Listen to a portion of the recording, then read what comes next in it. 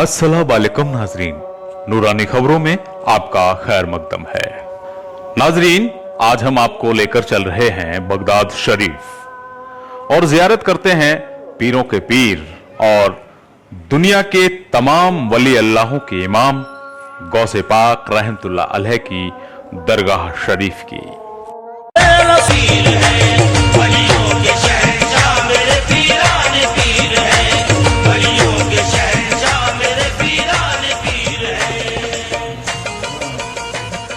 आपका असल नाम अल सैयद मोहिउद्दीन अबू मोहम्मद अब्दुल कादिर अल जिलानी अल हसनी वल हुसैनी था।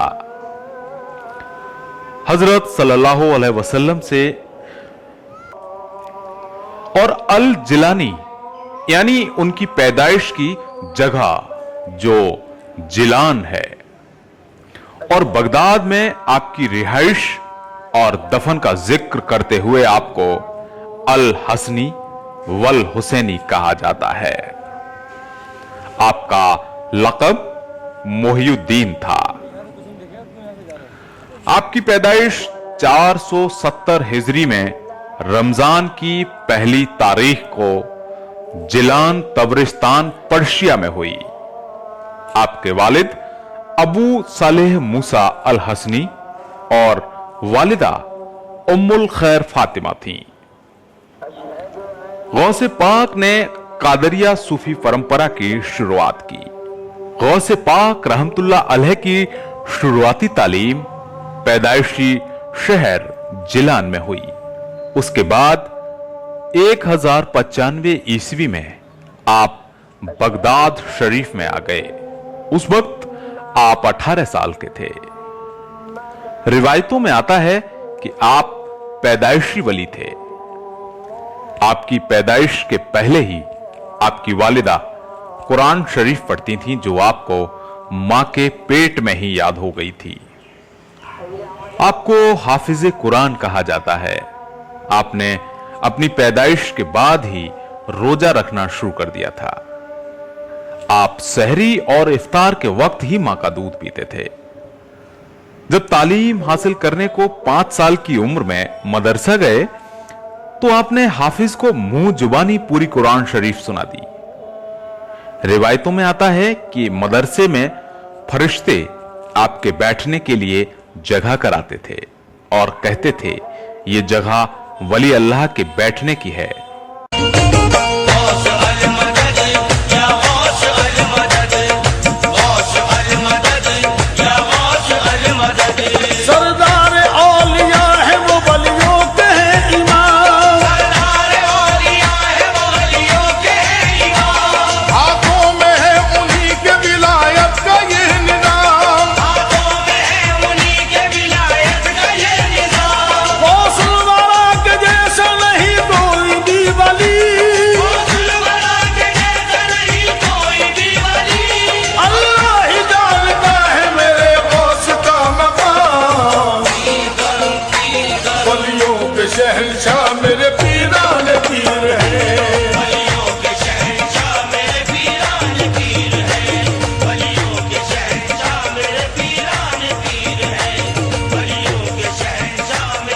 गौसे आजम पैदाइशी वली थे। आपकी आवाज में वो तासीर थी कि जब मजमे में आप बोलते तो आपके नजदीक और दूर वालों को बराबर सुनाई देता था। नाजरीन, जिस तरह से गौसे आजम की मजलिस में उन दिनों भीड़ रहती थी जब आप बयानात फरमाते थे, उसी तरह आज भी दुनिया भर से जियारतगीरों की भीड़ आपकी दरगाह शरीफ में देखने को मिलती है। रिवायतों में तो यह भी आता है कि आपके बयानात सुनने के लिए जिन्नात भी आते थे। आपके पास बेशुमार इल्म था जिसका फायदा दुनिया को मिला और इस्लाम को एक नई ऊंचाई हासिल हुई। आपके बचपन में आपसे लूट करनी चाहिए तो डाकू ईमानदार बन गए और आपके मुरीद होकर अल्लाह के रास्ते पर आ गए।